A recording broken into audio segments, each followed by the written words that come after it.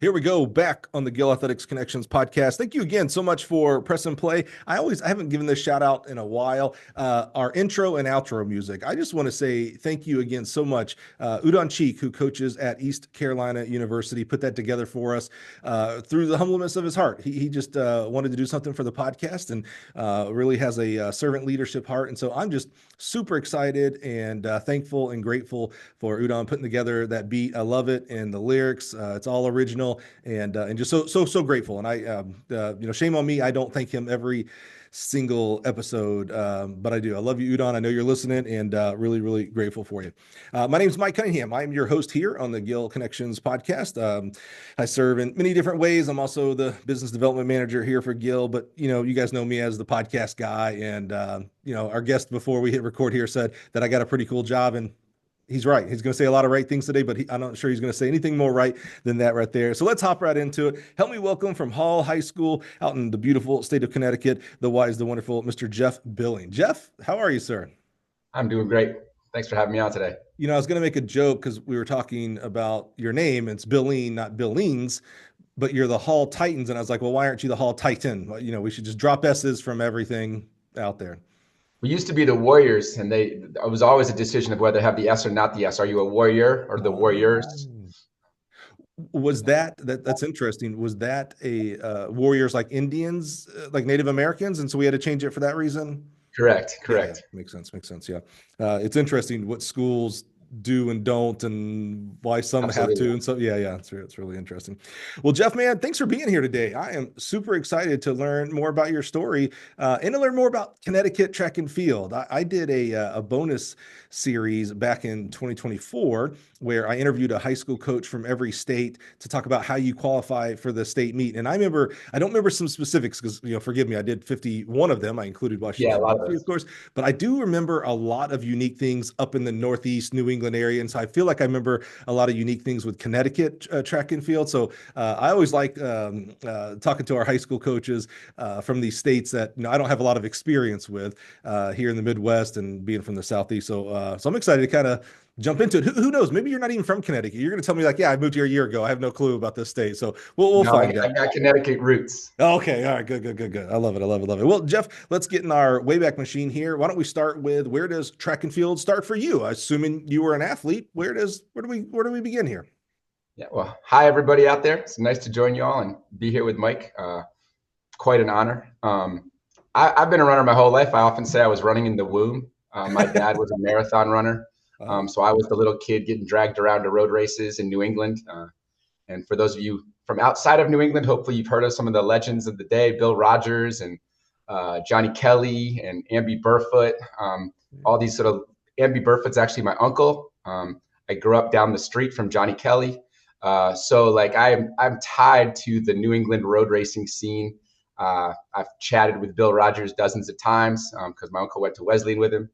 And so I just grew up going to road races. Every little kid's fun run. That was me, whether I was in the front or the back or just falling in the middle of it, get picked up by my dad.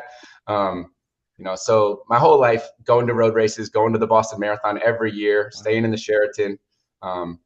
It's something that's just a huge part of my family. The Manchester Road Race, if you've ever heard of the big Thanksgiving Day race, I've done that every year since I was 13. It goes way back for me. And then middle school, I started running for like a team. Went to Fitch High School, ran in high school. Also played baseball. I was a cross country, indoor track, and baseball player. Okay. Yeah, I was gonna ask. So it's always interesting to me to kids who grow up in a certain sport family, and so they've been doing it since the womb. I love how you describe that. And boy, you not only had that, but you had like family and friends surround. I mean, Amby Burfoot. I'm not a distance guy, and even I know that guy. That name, Bill Rogers, of course, and some of the other names you mentioned. I'm always interested, like as kids at some point, whether it's high school, college, or some of us still an adult, we rebel at some point in time with our parents in some form or fashion. It could be a very small rebellion. It could be an extremely large rebellion. So I was going to ask, like, did other sports ever pique your interest? Like, did you ever think about joining the baseball team, the football team, et cetera? And so you did play a little baseball. Sure. My dad actually was a college baseball player, and then didn't start running till he was 22. when he met my mom. Basically, he came into the family. So Ambi is my mom's brother. And so, yeah, my dad has an athletics background. I played every sport I could growing up. And so I, as you'll hear, I played college baseball. Like I love all sports. Well, let's not go to college yet. So, okay, Yep. you mentioned your mom only one time, and that was a very uncomfortable experience running in the womb. I'm sure she did not appreciate that. But mom's brother is barefoot. So Yes. is she a runner as well? Great Or question. I shouldn't even say as well, because dad didn't start till 22, which that's amazing. Is she the originator of this Great question. billing So running? my mom is one of three. My uncle Ambi and my uncle Gary were both superstar runners in high school and college. My mother was born with a disease in her foot and had her leg amputated when she was 7 years old. And she's the most incredible human being that I know. So Wow. she, her mother was a German junior tennis champion, and her dad was a college athlete. The family on her side is super athletic. She would go on to do like tons of swimming, and the three of them did multiple triathlons where Ambi would run and Gary would bike and my mom would swim. So she wasn't able to be a runner. The prosthetics in the 50s and 60s didn't lend itself to running like they do now. I always send her emails and photos of people running with prosthetics at the meets that we see now, which is so cool. So she was I think a very good athlete. I've seen some young videos of her running around the yard when she was 5 and 6. It's like the only time I've ever seen her with both of her legs, which is amazing.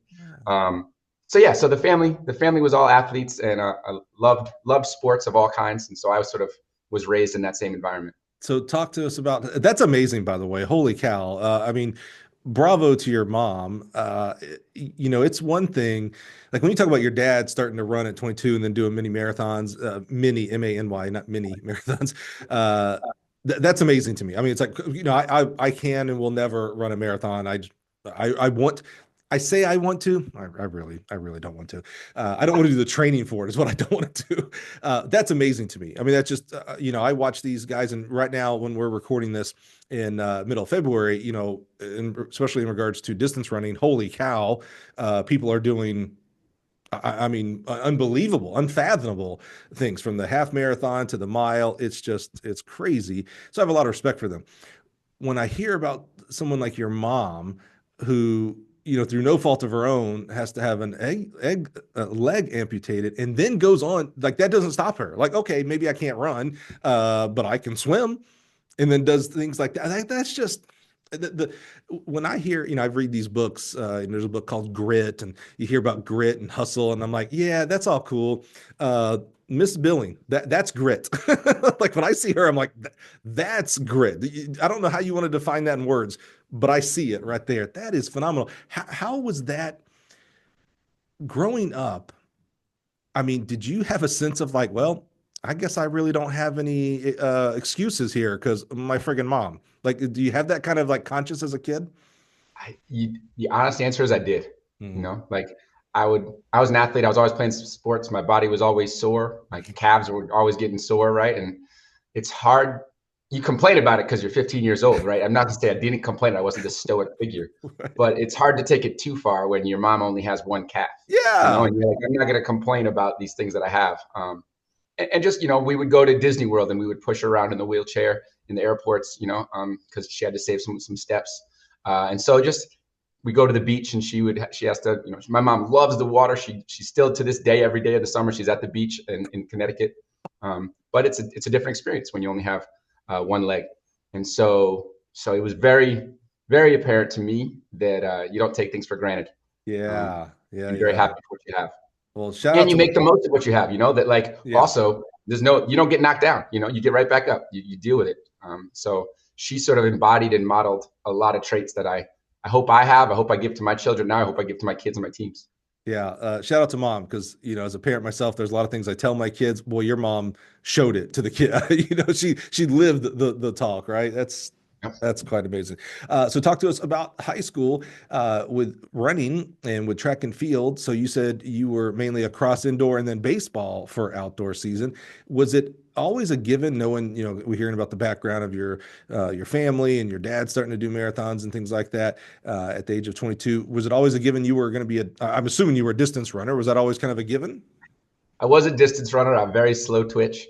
Um, and yeah, I think, that was always what my talent was with running. I could just go farther and maintain paces for a long time. I also went to the same high school that my mom and my uncles went to. So it was like, they were in the Hall of Fame in our school. So there was definitely pressure. Definitely the first day when I showed up, it was sort of 50-50 whether I was going to do soccer or run cross country. So I loved soccer. I played basketball for a year in high school. And when I showed up to the cross country team, the cross country coach who knew my family was like, said to the whole team, like, oh, I'm so excited Jeff's joined. Like, he's going to be a great runner. His uncle, his dad. And it was like, whoa, man, people know who I am. I'm just 13 years old right now. But I loved it. I loved the team aspect of running. And pretty quickly, those were my best friends. So how's that for pressure though? No doubt. It's like, we'll see, guys. I don't know. Oh, I love There's that. never much hope of being the fastest guy in the family, which was fine. Yeah, right, exactly. So did you, and because you've already kind of alluded to, you played baseball in college. Did you play baseball all 4 years? So you never ran outdoor track? Right. So I ran outdoor track in middle school, and then all through high school and all through college, I did cross country, indoor track, and baseball. So I did all three in high school. I did all three in college. Oh, wow. And then I actually stayed in college for a fifth year. And I had used up my baseball eligibility, and you're allowed to your fifth year to fifth season to play a different sport. And so I was going to do outdoor track, and I just decided to give myself one semester of college where I wasn't an athlete. Good. I love the that. last minute. But all right, stay in high school. Like a good coach, you're already 3 steps ahead of me. Let's I know. stay back in high school. I love it. So like that is so foreign to me, meaning everybody who ran indoor track and I'm from Alabama. Indoor track was not a very big popular sport back then in Alabama. It's much better now that we have the Crossplex in Birmingham. But everybody who did do indoor track, like it wasn't like, oh, are you going to do outdoor track? It was like, oh no, you're doing track. I mean, it just we happen to be indoor for a couple meets and then we're going outdoor. How was that? I'm going to say, how was that treated? Was like, did the baseball coach? I mean, the baseball coach is getting the benefit. He's getting you as a baseball player. Did the indoor track coach like always like, man, Jeff, like, you're probably not that good at baseball, son. Why don't you do outdoor? Anything like that, or was it kind of copacetic? No, it was a pretty good experience. I think that my buddies on both teams were sort of like, hey, play fall baseball with us, or hey, do spring track. Oh, right. But there was never any pressure from the coaches or anything. It was just who I was. I just did them both. Indoor track in New England, like there's history going back decades of indoor track in New England. It is a legit sport that you get hyped up for. Right. And so there was other kids that were playing lacrosse. They were doing things where you do indoor track, but you don't do outdoor track. Huh. Yeah, I have heard, this was foreign to me as well. I have heard, I don't know if it specifically was in Connecticut, but it was in the Northeast, where there is like, Joe is the head indoor track coach, but Lisa is the head outdoor. Like, because again, that would be foreign to me. It's like, no. Joe's the track coach. He just happens to do indoor versus outdoor. Like we don't see that in college that I know of. I don't know anybody who's the head indoor, who's the head outdoor. But I've heard that often enough in the Northeast, that it was always like, wow. And I'm starting to get, and you're helping with this, getting more of the picture that indoor track that is a sport. It is not it's not the preseason of outdoor track. That's how I think maybe a lot of us maybe think about it. It is its own season. And then there's this other season called outdoor track and field. Yeah. We're winding up for the Connecticut state track meet right now. And 3 of the very, very best athletes in the state are all like probably going to get drafted as baseball players. And so they're 3 brothers, actually. It's crazy. But yeah, so indoor track is indoor track, man. And that's cool. After it ends, then outdoor track starts. You started the trend of the indoor track baseball guy. I like that. It's good. Yeah, I don't know if I'm not on their level. So what was like, I love that no one of authority, coaches and teachers and maybe even parents tried to pigeonhole you into one or the other. Like I can't remember where I was just at somewhere recently, not work-wise, like not at a track event, like maybe in my neighborhood or church or library or something like that. And someone was talking about a high school kid going, oh, they should stop doing whatever sport it was and just do this sport. And I'm like, oh man, now back in the industry. In the industry, we talk about like, oh no, multi-sport athletes are so much better off for many, many reasons and things like that. And we rally against the coaches that try to make them do it year round. And I'm like, oh, but this is prevalent in the I'll call it the real world, the parent world as well. Like parents are Sure. talking about this, and I guess that kind of makes sense. But it just kind of blew me away a little bit. Like, oh man, like I thought the parents would be the one who were encouraging multi-sport. So I love that you don't seem to have had any pressure to choose one or the other. Yeah, no, and it definitely affects how I am as a coach. We Mm. get lots of guys, and I always tell them, I did this. I was never able to give up one or the other, and so I'm never going to ask you. Like, follow your passion, and if you have multiple passions, that's great. Well, you didn't have any real-time pressure, meaning when you were a 14 to 18-year-old kid, but you do today. So I'm going to if you had to have choose one or the other, which one would you have chosen? I think I would have chosen baseball probably. All right. So that's the end of this podcast, guys. I appreciate you Yep, being nice knowing everybody. fair enough. So baseball was your first love. Yeah, I definitely. mean, that's kind of a cliquical way of saying it, but you really enjoyed. No, 100%. You do Yeah. little league, all-star baseball, like the things you do. Mm. Those were just probably still are my best memories of youth sports is little league baseball. Yeah, well, you're a distance runner. I get that. That's tough. It's hard to have good memories when you're running 100 miles per week. I get it. I get it. All right. So as you are, I love that you're like.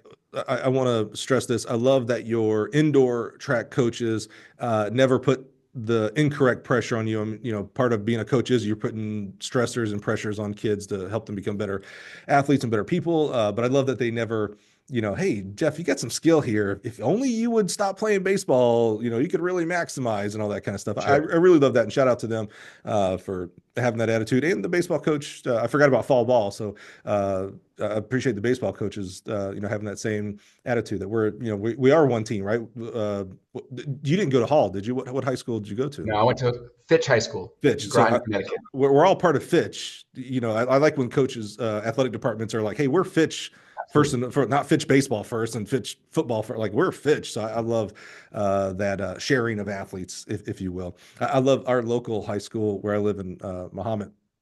They have, when you go into the field house, it's such a big deal for multi-sport athletes. They have like that year's list of, like, they have a plaque that says, hey, 2 sport athletes, and they list every athlete in that school that plays 2, and then they have a 3, and then they have a 4, and I think I saw a 5 once. There was like one kid, and I was like, well, that they must not go to classes. Like, how in the world do you do 5 sports? That's crazy. But I love that, like, when schools celebrate, Yes. that we are, again, Fitch in that example, Fitch first, not Fitch softball first, and things like that. That's cool. All right. So Jeff, as you're looking to go to college, kind of 2 things. Again, you're always 3 steps ahead of me. We already know you do both, or I should say all 3, I guess. How was that thought process? Like, was that always the goal? 2, where did you go? And 3, the most important part, in my opinion, is what did you go to major in? Like, what were you thinking about becoming? Was it, did you think you were going to become a teacher and a track coach? Did you think about going into business and starting your own business? Maybe you wanted to go do journalism and write articles about sports. That's in the Sure, family sure. as well. Well, talk to us about that transition, senior year going into college. Sure. So I was a math science guy. And so I wanted to go like academically, physics, computer science, math. Those were like my focus. Really interested in those. And then I was a good athlete at both sports. I was like a high level D3 athlete, maybe a mid level D3 athlete in Mhm. both. And obviously, any mid level D3 athlete dreams of being a D1 athlete. So in my 17-year-old brain, that was me. So applied to a bunch of colleges, go visit, and it came down to, for me, I was accepted to both MIT and to Brown. And so, Holy crap, dude. Okay. yeah. So, visited both, and the Brown coaches both said that I could probably make the team. I would be like the slowest runner or like back of the bullpen in Brown. And the MIT coaches were both open to me doing the 2 different sports. And so, not the only reason I made the decision, but one of the reasons was that I could go there and do both sports. So, I went to MIT. I majored in computer science. Um, and I did cross country, indoor track, and baseball all 4 years. What year did you graduate high school? 1997. Okay, so we're close to, I was 94. So I'm Yeah. I look a lot older, but I'm a little bit older than you. Um, I almost called this podcast the rant podcast, meaning I just go on or tangent pod. I just go on tangent. So it's interesting to me that you were a CS major because I know I don't look it. I also, for a short time, was a CS major as Yeah. well. I was a Air Force ROTC scholarship winner, and so you have to study engineering. So I went from Alabama to Chicago and studied computer engineering 1 year and sorry, 1 semester, and computer science the next. What languages did you learn? Like, what were you learn? So we started off like I think we had a basic or COBOL class to begin, like intro stuff, but then we went quickly into C++. That was like the language back then. Yeah. Is that kind of similar? Or? So similar. In high school, I learned Pascal, Oh which yeah, is so I where I didn't do like any of that stuff. I'm from Alabama. fell in love with programming. We didn't have computers where I was in Alabama. We didn't have computers. So my first computer was when I got to Chicago. So yeah, we didn't have anything in high school. Okay, Gotcha. okay. That's amazing. Yeah, it's a And little yeah, bit so of it a was, joke, Jeff. Come on, I'm making fun of Alabama. Come on, come on, come we yeah, so the program that I used in college mostly was Java. on. Is We that also learned a right? language. Yeah, we learned a language called Scheme. Yeah. But yeah, Java was the one that we used the most. And we're only 3 years difference, but Java was big because of internet and websites and things that were starting late 90s, really. Because yeah, I was in the era where yeah, download. So you'd go to a page and line by line, it would and you're like, oh, I can't wait to see Sure, what this is, right? Um, sure. but so you didn't do any kind of C or C plus plus? No, Wow. I've lost half our audience, by the way. No one knows what the heck we're talking about, but and we're talking about computer science. I'm I love it. fascinated with that. I like to ask like today's computer science majors, like, hey, so what are you doing today? Because it kind of went from C, and there's still a good amount of C going around, but then went to Java, and then now I can't remember what they tell me now when I ask them. I almost said WebEx, but it's not WebEx. But anyway, it's just interesting to see the changes in. Python is what they probably say now. That's it, Python. Python. Yep. Going into that type of language. So it's just interesting to me. Okay, dude. So you went to MIT. Growing up, I could barely spell MIT, so that's fascinating. An amazing program. Now, I don't know how necessarily they were in the late '90s, but I know Oh, here, strong. yeah, okay. I was gonna say they are. I think they won the national title within the last 3 or 4 years, if I remember They did correctly. 2 years ago. The Uh, boys and the girls have been amazing the yeah, last it's couple of years. amazing. It's amazing, amazing. Yeah. How was that experience? We've had several Ivy League coaches here, including from Brown University, and it's always fascinating. I went to the greatest university in the world, Troy University, and so even there, where maybe academic rigor wasn't the same as MIT, it's still academics. I guess we still had to study and things like that while doing our extracurricular activities. I just always assume like Ivy Leagues and what I call Ivy League adjacent, MITs, Northwestern, Stanford, just these, it might as well just be one big Ivy League conference. It's just unbelievable. Like it's just way harder. How was that experience being a multi-sport athlete, for crying out loud, and an academic, a computer science academic? Yeah, it was full. It was full. I mean, I loved it. I worked my butt off in the classroom. I worked my butt off in sports. I always talk to the guys. I mean, so many high school kids now are making these decisions of going to college, and they talk to me about what it was like and what should they play sports, should they just do clubs. So this is a conversation I have dozens of times a year about my experience. And the thing that I tell them all is that the best part of college for me was the people that I met, the people that I lived with, the people that I played sports with, like the classroom stuff, even the athletics accomplishments pales in comparison to just being around amazing people and spending time with amazing people. And the guys that I became friends with and what they've now done in life the last 20 years since we got out, it's just incredible. Mm-hmm. So yeah, it was full. It was a full-time gig, just all on, but I loved it. This next question, you don't have the other side of it. You have to imagine it or you've experienced it through others. But how much busier, how much more full is it being a dual sport athlete versus a single? Because I think we want to tend to say, oh, you do more than one sport, way harder because it's more than one sport. But then I'm thinking, well, no matter what sport you do in college, it's year round. So Right. I imagine there were some days, assuming you were a distance runner in college as well. You said you ran cross, so yeah, I guess so. I imagine there maybe were some days where you went on a 10-mile run for distance and then also had to go to the batting cage or the pitching mound or something like that. But that was probably rare, I'm assuming. Pretty rare, pretty rare. Yeah. So would it be fair to say that it's not that much busier doing multi-sports in college? Yeah, I would say today's college athletic experience is a pretty year-round experience. You go to be a college basketball player, like you're with the team pretty much year round, Right. lifting stuff. The only difference is there's no off season, right? Like the fact that almost every Saturday or every week you have multiple competitions. So like that would be the extra part, is sort of the travel away from the school. I think that was the hardest part, was just traveling on Tuesdays and Fridays, especially during the baseball season. You know, you're getting on a bus at noon, you're not coming back till 7 or 8 p.m. You missed classes. The baseball college experience is really tough academically because you miss so much class. Where running, it's mostly just the weekends.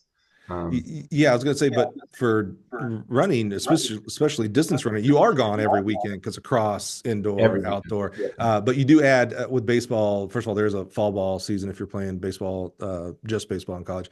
And then you're right, the Tuesday games and things like that. That always that can make it more challenging for sure. Yeah, because it's not just practice for a couple hours, like you're saying, you're gone all day. Right. How did you handle all that travel and balancing? Like, do I bring my baseball bat or I bring my running shoes? Where am I at today? How did you balance all that?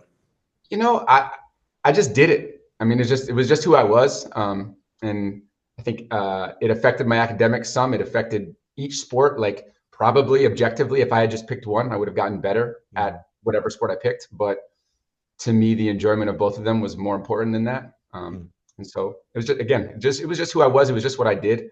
I got through it. I think that's important what you just said there about, you know, maybe I could have, I'm gonna paraphrase a little bit. Maybe I could have maximized one or the other sports if I would have just focused on that. Just like maybe you would have maybe more maximized your academics if you only did academics as well. 100%. But the enjoyment of those overweighed that. And I think that's really important for coaches and for athletes, parents to understand that. Again, you know, I think I said this before we hit record, but I've said it many times on the podcast, 99% of our kids are not going on to the professional world in our sport. So why not enjoy what we're doing while we do it? We don't, at our age now, Jeff, we very little get to go to track meets to compete or baseball games to compete. So we kind of tapped out at 22 years old. Well, I would hope we look back on those times and go, man, that was a lot of fun though. At least I had fun. Right. Yeah. I mean, it comes back to, why are you doing this? You know, even academics, just like, why are you doing this? You see kids that study for so many hours a day. They're trying to get into the best college. They take all the SAT prep classes, all of these things. It comes back to, if you enjoy the process of doing that, then awesome. Go run 100 miles a week. Go put in all this work.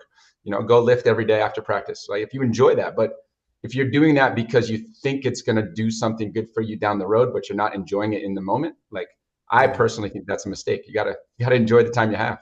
That's a great point. Going back to CS, this is late 90s. There is no laptops. How did you do CS work while you're traveling Tuesday to, you know, God knows where to play a baseball game? Yeah, no, I mean, you didn't. You weren't doing work on when you weren't at school. Which was kind of fun. It's kind of nice. You get a break from it. Yeah.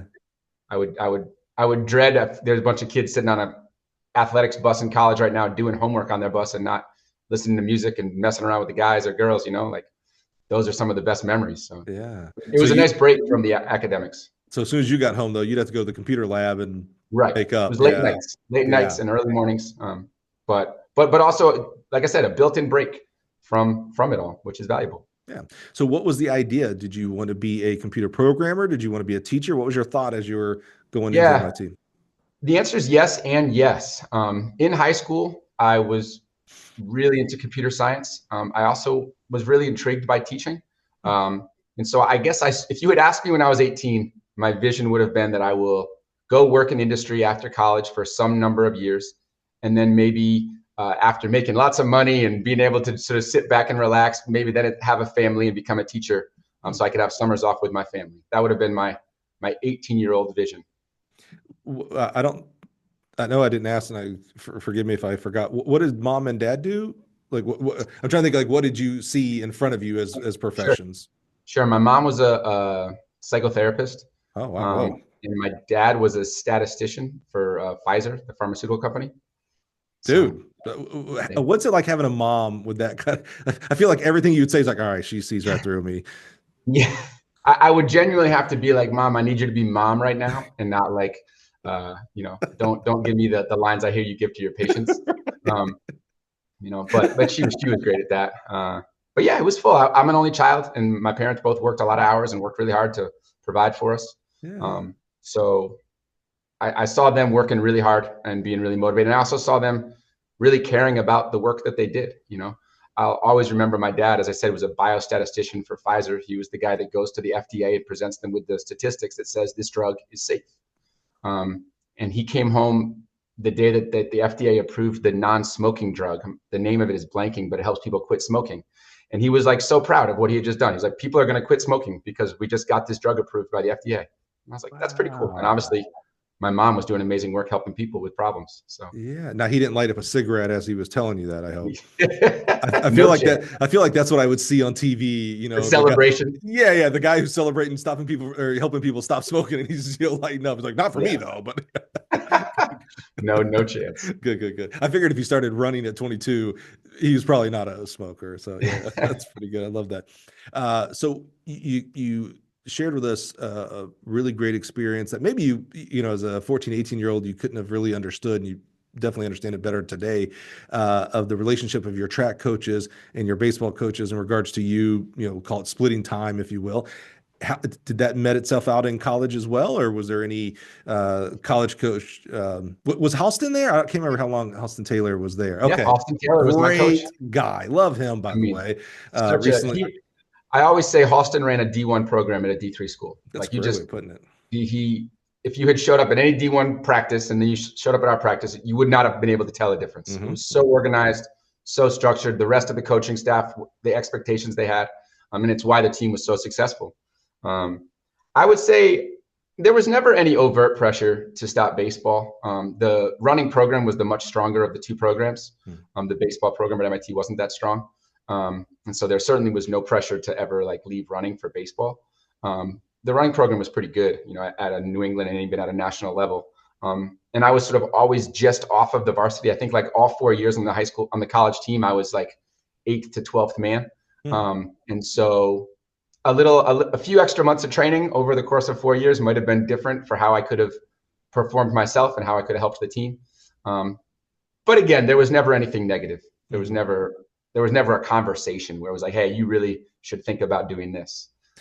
Yeah, I'm not sure, you know, as I'm talking to you, Jeff, in 2025 today, that if you would have stopped playing baseball and made it to the 5th man on the cross country roster, that this conversation is any different. You know, I don't know that it's like, oh yeah, Mike, because I became 5th man on the cross country team, I, you know, got to run pro for, you know, I don't know that changed, you know, but maybe changed that you didn't get to play baseball and enjoy the sport that you love. No chance, you know, and I actually talk to kids about that all the time when I see them stressing out about a big race or a big test or something. And I'm like, listen, like, yeah, you might win, you might not win. And 20 years from now, it's not going to matter, you know, like, so like I have a saying as a coach, everything matters and nothing matters. Like we do everything we possibly can to prepare. And then the day of, you don't quite feel good, you forget something, you know, something doesn't go to plan. And then you have to not think that it matters. So everything matters and nothing matters. My wife long-term subs at our different schools. She's in a 3rd grade classroom right now, and we just finished up literally last night binge watching Abbott Elementary. I don't know, you're a high school teacher, maybe you don't watch the elementary. Yeah, it's hilarious, by the way. Highly recommend. It's funny. It really is. I'm a big fan of The Office. I don't know if you ever watched that. In a lot of the things that you maybe like The Office, you'll like in Abbott Elementary, like the character development, the characters interacting with each other, and it's hilarious. Anyway, they were talking about assessment tests and things like that. And my wife was like, "Oh yeah, you know, we're getting ready to do our assessment test and blah blah blah." And I was like, "Yeah, I remember my assessment test and what it told me." And she's like, "Oh really? What did it say?" I was like, "No clue. It doesn't matter. Did not affect my life." Like I literally cannot remember what it told me I was supposed to be. You know, all those different ones you take. I was like, "No clue." You know, I barely remember my ACT score because that does not affect me at all today and things like that, which it was a big deal back then. I assume tests like that, you know, you went to Brown and MIT for crying out loud, or, you know, applied there. Test scores and GPAs were extremely important as a 17, 18-year-old. Yeah. But also, you know, but not. Yeah. Yeah. So click into that a little bit. So where does that come from? I love that. I wrote that down. Everything matters and nothing matters. That's not just something you one day when you're doing quarter repeats with the kids think, you know, where does that come from? That's a great question. I don't know that I have an answer. I think just watching kids go through it, like as a coach, you want kids to do everything to set them up for success, right? Like I just gave them the talk last week. Like we're going into our state meets, we're going all the way to nationals these next 4 or 5 weeks. Like, can you have a plan every day for what food you're going to have? Can you put yourself to bed and put your phone away at the right time? Can you do all these things that we know matter? Can you have your spikes in the day before so we're not putting spikes in your shoes at the meet, which drives me nuts, right? And then can you show up, and when the bus arrives 20 minutes late and all of a sudden the 4x2 has 20 minutes less to warm up, can you say to yourself, it doesn't matter, like nothing, I am who I am. Like, so there's like this constant battle of wanting to do everything so that you're ready to be your best.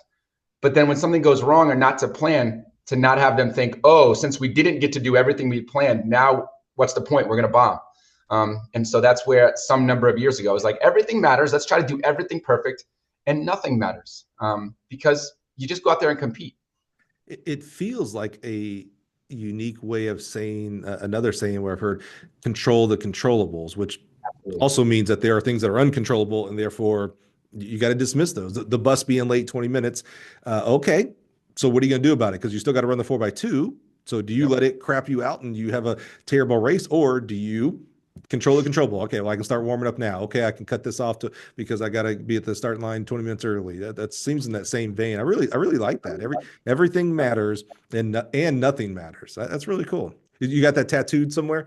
All right, just checking. All right. Someday. Oh, okay, that's good.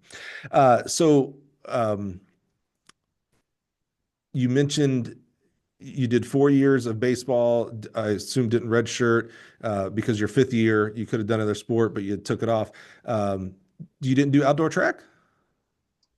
Yeah, so I stayed at college for a 5th year to get a master's. The MIT had a great program. For one more year, you could crank it out. And I had redshirted in a season each of cross and indoor due to an Achilles injury. Yeah. So my 5th year, I was able to run cross and indoor, and I was actually in the best shape of my life coming out of indoor, and fully planned to do outdoor track. I wanted to try steeplechasing. I actually wanted to try throwing the javelin to be in the baseball guy. Oh yeah, right. Sorry, I was literally like, wait, where'd that come out of left field? And I'm like, oh yeah, no, literally came out of left field. I remember being 20, whatever I was, 22 years old, and around our indoor track and trying to send the turbo javelin. And I would try to throw it this way, and it would go that way. And it's so funny now being a track coach, and I got to work with the jav guys, and it's just not the same motion at all, as every track athlete knows. But to a baseball kid who ran distance, it made total sense. Like, yeah, I'm going to be able to throw that thing. I could throw a baseball 300 feet. Right.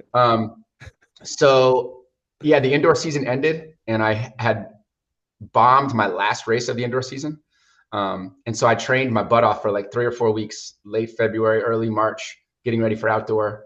And after 3 weeks of running, 10 miles a day and just being like totally determined to come back from this bomb race, I realized that I was not enjoying it every day. Like, I was going out for the wrong reasons, and I had never done that in my life in sports. And I had always had the break. I had always had the mental break from one sport to the next, where I would put the running shoes in the closet and take out the baseball glove. And I just, a few days in a row went where I just did not want to run. I did not want to run. And so I finally just talked to the coach and was like, I don't think I'm going to enjoy this. I actually think I could run really well, but I need a break mentally. I've never once in my life not been playing a sport, and I got 3 months left of college. I'm going to just be a college kid for 3 months. And I don't regret that at all. It was really a good time for me to be aware of what I needed. And I had fun for 3 months, and I just was relaxed, and I got really good at pool, played a lot of billiards, which was super fun, and just, decompress from a really, really hard 5-year career. Sometimes after interviewing, 300 plus coaches deeply, like, this isn't a 20-minute, surface level podcast. These are, I think our average is an hour and 40 minutes. Sometimes I think, I've heard it all. There's some slight variations here or there. But Jeff, I am pretty sure you're the first guy who actually did track, because we've had some coaches who didn't do track and field and picked it up when they became teachers and become really good track coaches. But anybody who's actually done track, I am pretty sure you're the first one who has never done outdoor track. Like, you did track, but you did not do a single outdoor track season. That's really cool, man. Like, that's one of the things we wanted to highlight here when we talk about how people become coaches, is that there is no single path.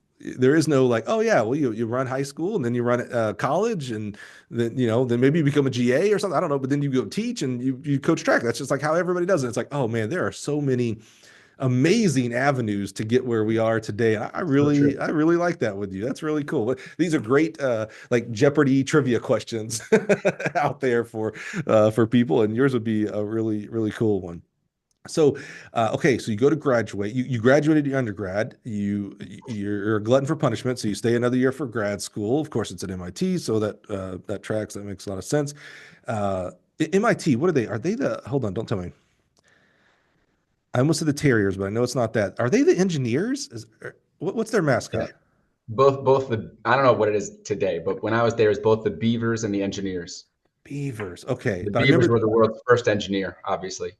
Oh, that's It's a good. little It's smart good. over my head. Yeah, that was pretty good. Yeah, I didn't But know yeah, that. My favorite thing at MIT, I visited their campus several years ago, probably pre-COVID, and we're always asking uh, specifically college campuses with their hammer cages, like, hey, during off season, take your nets down. It'll last longer for you, sure. and no one does for many reasons. I understand, but I went to MIT's campus during summer, and they had their and I remember taking a picture, putting it on my Twitter, and I was like, of course, a bunch of engineers would understand. Yep, put the things down. Like it was just intuitive. And that's kind of a beaver, like just intuitive. Yep, we got to put them down during off season. Yeah, Yeah. I love that. That's pretty cool. So, what did you do? You get your did you get your master's in CS as well, or in I MBA? did. MBA? Yeah, is that right? Wow, you were full blown into this programming thing. So, what did you do, man? What did you go private sector and get a programming job, or did you go into what happens? Yeah. So when I finished undergrad, I applied to the grad program. I also filled out a Teach for America application, which I never actually submitted. So I had like teaching in the back of my head Mhm. every semester of college. A buddy of mine and I, who was on the track team, we both volunteered in a local elementary school. They had a really cool program where MIT students could do that in the Cambridge elementary schools. And so I had been spending a lot of time in schools, and I was just like really enjoyed working with kids. Every summer when I would go home, I would coach youth baseball, Little League All Stars over the summer. Worked a bunch of running camps. So yeah, working with kids and teaching was definitely in the future. But I had just finished 5 years of computer science training at MIT, and so I got a job at Oracle, and I worked for 2 years as a software engineer in Redwood Shores, between Palo Alto and San Francisco, the big towers of Oracle. If you've ever been out there, Yeah. so me and four buddies all got jobs at Oracle. One of them was doing a PhD at Stanford. We lived in a house together in Palo Alto, and it was like 2001, 2002 was literally like Silicon Valley, like the TV show. Just now we're on laptops programming at all hours of the night doing software. What was that show? I think it was on HBO. It might have been called Silicon Valley, I think actually. it was called Silicon Yeah, Valley. yeah, yeah. That's how I'm imagining this. Yeah. Yeah. I love that. Oh, wow. What was that like? You're an East Coaster. I mean, you're East Coast. You're a Northeast Coaster your whole life, and then you go out to where you grew up is very beautiful. Not taking anything away. No, it's okay. You can say it. And there's a beach. And I was like, and two of my favorite and largest casinos. I'm a big poker guy, so I love Okay. Foxwoods and all that. And you go, I mean, you can't go any farther for crying out loud. You didn't go to the Midwest. You kept going. You went all the Yeah. way to the West Coast. What was that like? Just from a cultural standpoint, not just there's more sun and all that kind of stuff. Just it's a different culture. I mean, the house of four guys I lived with were four college buddies, and we were all Northeast guys. It was three Massachusetts, a Connecticut, and a New York. We're all living in a house in Palo Alto. And I have this most vivid memory of the first time we went to the grocery store. You're in a house, you're 22 years old, you fill it up to shelves, and like everyone was so friendly. Like we're just walking around and people are saying, "Excuse me," we're helping people get. It was like we literally got back from the trip and we were like, what is with the West Coast? Why is everyone so nice? It was just so amazing. And I love New England. I grew up in New England, but New England folks, we got a certain edge. That's awesome. That's us. But California folks have a laid back vibe, man. It's chill. It's because you're always freezing up the north. So you're just always, I mean, you're you do just just huddled. like get Yeah, you're tense. just Yeah, always definitely. huddled and shaking, and yeah, I get it. Yeah, I'm a much nicer. I live in the Midwest here in Illinois. I'm a much nicer person during the summer and fall because I'm like, it's beautiful. Right now, it's freaking freezing, especially if you're a guy who's from Alabama. It's freaking freezing. I'm a little on edge. I'm a little northeastern. I call it my northeastern phase. I'm a little, well, don't talk to me. It's freaking cold, man. I can't stand it. Can't stand it. What else did you experience out there? I thought you were going to say when you went to the grocery store that everything was organic because California. There I was think the organic market down the street that they we started picked all up. that stuff. Yeah, Um, exactly. yeah, no, it was. I mean, it was a great time in my life. You get out of college, you worked really hard. Now you just have a job. You're living with some of your best friends. Going to San Francisco on the weekends, just living it up. Going to the coast, learning how to surf. Just doing all the West Coast stuff. Professionally, I I had a fine job. I didn't love the work, but go ahead. Is that a 9 to 5 type of job? Or is there a lot of Yeah. overtime? Like I'm trying, like again, I'm thinking like this is more stock marketish, but like Boiler Room, the movie, and things like that, where you're just it's No, 24/7, click clack clack. No, it's more 9 to 5. that was the culture in some places. And if I had gone to like a startup, they were working long, long hours. And I had some buddies that were doing that. I doubt Larry Ellison of Oracle's watching this. So I'll say I didn't work very hard when I was at Oracle. They had a really nice gym, and me and my buddy would take like 2-hour lunch breaks and work out. I got into great shape. They had an outdoor pool you could swim at every day of the year. So I swam for the first time in my life, like a lot. Wow. Um, some days my buddy and I would bike into work. It was about a 10-mile bike ride. So it was just like, sit. Were you running a lot still? Like, Yeah, did you yeah, right along continue the that Bay as Trail. I mean, yeah. it's literally on the Bay Trail along San Francisco. It's amazing. Mhm. Um, So you could, yeah, we would go for 10-mile runs during lunch. It was great. Yeah, I can't Uh, relate. yeah, What about, guys like you? And I say guys like you, meaning coaches. Coaches are generally competitive people, whether they are their own athleticism, coaching the sport, or even in their jobs, whether it's a teacher, etc. There's some competitiveness into coaching because you're trying to teach other people to win, whether it's sure. win at life or win at an event. Some competitiveness. What did you do? You just left some very competitiveness. You were an NCAA athlete in multiple sports. Did you do road races out there? Did you find a competitive, I don't know, it's California volleyball league or something? Like what did you do kind of like for Yeah, your competitive outlet?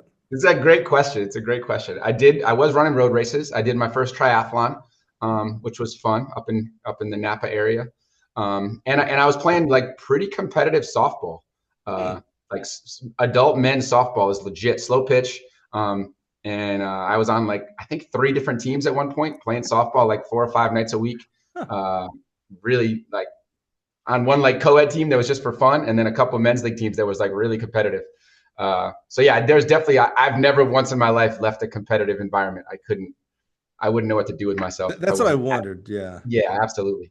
Does baseball translate to rec league softball? I'm not comparing it to college softball. And also, what position did you even play in baseball? So I was a pitcher all 4 years in college. I was Okay. a all conference third baseman in high school. Oh, So I played everything. I was a shortstop growing up. yeah, yeah, yeah. So I would say that there's lots of people that could be pretty good at softball who didn't play baseball. Like you can just be big and strong and just mash a softball. Yeah. But pretty much all college baseball players are going to be pretty good at Mm. softball. Yeah, there's some So lot of similar. I mean, I know it's two different sports, but obviously a lot of similarities involved in a ball and bat sport. Okay, all right. So you did 2 years out there. yeah, so I during my 2 years there, the sort of two significant things that happened was the first month I was there, I drove past just right before you get to Oracle is a little league baseball field, and there was a sign up that said coaches needed. And so I think it was like my maybe like 10th day of work.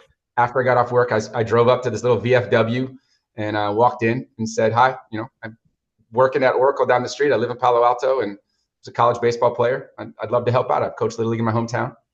And so I'm a diehard Red Sox fan. I was born in Boston. I went to college in Boston. And so of course the team that I got assigned to coach in Belmont Little League was the Belmont Yankees. Yankees.